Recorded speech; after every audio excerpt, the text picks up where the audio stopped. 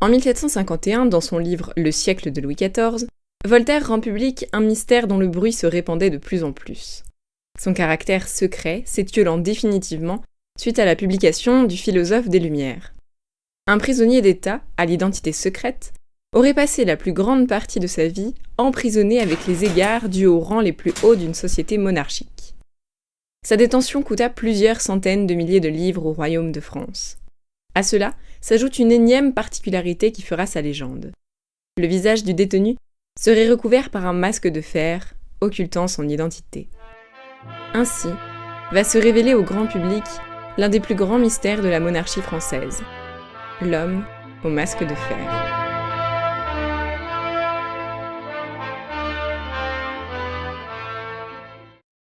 Voltaire parle d'un prisonnier, passé par Pignerol à partir de 1669 dans le Piémont, par l'île Sainte-Marguerite en Provence et ayant fini ses jours à la Bastille, où il fut logé comme dans un château.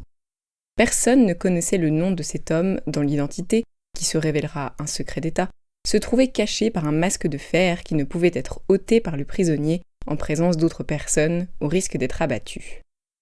L'intérêt pour cette histoire s'empare de toute la France. Vous risquez votre vie pour voir mon visage. Vous savez que le règlement est formel. Sera exécutée sans jugement toute personne qui verra Monseigneur le prisonnier démasqué. Ça me rend votre figure encore plus précieuse. Je n'ai pas le droit de vous condamner à partager le sort d'un prisonnier sans nom et sans visage. Qui est l'homme au masque de fer ? Pourquoi est-il en prison ? Et pourquoi de telles conditions de détention ? Voltaire affirmera plus tard que, suite à ses investigations, il était arrivé à la conclusion que derrière le métal se trouvait un frère aîné de Louis XIV, remettant en cause sa légitimité au trône. Je n'ai qu'un rêve. C'est de caresser votre visage. Je le repousse parce que c'est celui du roi. Vos yeux et votre bouche, je les aime. Parce qu'ils sont ceux d'un malheureux garçon voué à la prison éternelle. Parce qu'il a le malheur de vous ressembler. Vous parlez du masque de fer ? Enfin, vous avouez. Nombreux seront les nobles qui feront mener des enquêtes pour découvrir l'identité du premier prisonnier de France. On parle d'un lord anglais, du vicomte de Vaux-Fouquet, d'un jumeau ou d'un grand frère du roi Soleil. Louis XV dira que son identité n'avait que peu d'importance, Louis XVI qu'il ignorait son nom et Louis XVIII qu'il s'agissait de l'honneur de son ancêtre. De Chamillard, ministre d'État, refusa sur son lit de mort de livrer son nom. Je ne peux le dire, c'est le secret de l'État. Et l'État, c'était Louis XIV, le roi qui avait dit « Je veux que personne ne sache jamais qui il est ».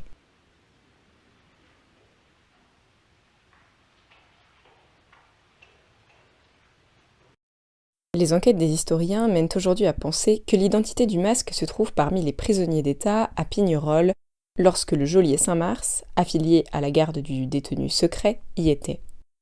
Tous meurent ou sont libérés sauf un homme qui serait un valet, enregistré au nom d'Eustache d'Auger. Ses déplacements de prison coïncident à ceux du masque et son destin, inconnu après son arrivée à la Bastille, là où le masque mourra. La réalité de sa condition de valet est remise en cause par le fait qu'il savait lire et écrire, et de par son traitement dans ses premières prisons. Les sommes folles dépensées par la couronne pour ses luxueuses conditions d'emprisonnement viennent appuyer la théorie qu'il serait bien le masque de fer.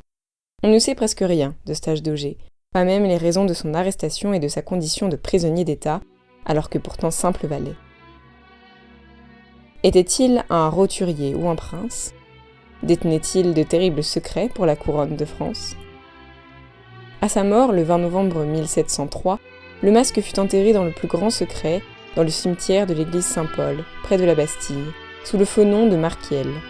Emprisonné pendant plus de 30 ans, prisonnier numéro 1 aux yeux du roi, on sait aujourd'hui que derrière ce qui était peut-être un masque de velours plutôt que de fer, se trouvait un homme, présenté comme un valet, qui à la prison de Pignerol répondait au nom d'Eustache d'Auger.